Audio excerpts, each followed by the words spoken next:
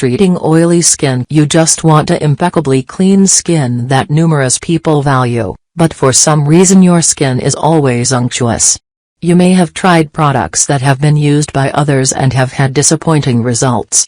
Your skin may have special requirements, and you must meet these conditions to get the asked results.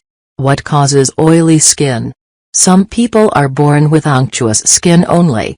Others increase the oiliness of their skin when they reach puberty. This period of life is known for acne, but some people make it worse than others.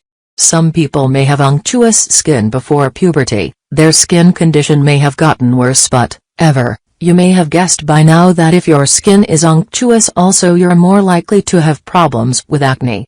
The oil painting on the skin is made from the sebaceous glands, and this oil painting is called sebum. It's important to note, as some of you may formerly know, that these aren't the only glands in your face. They're also present in your neck, casket, back, legs, arms and other body areas, but in some corner of the skin the glands are more active than others.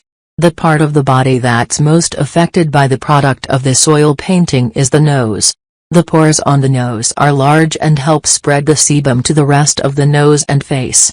The nose is the place where utmost oil painting is fluently produced, and also it can come oil painting.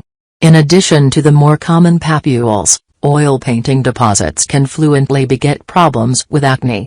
This problem can get worse during nonage. Puberty is the time when the number of androgens or coitus hormones in the body increases.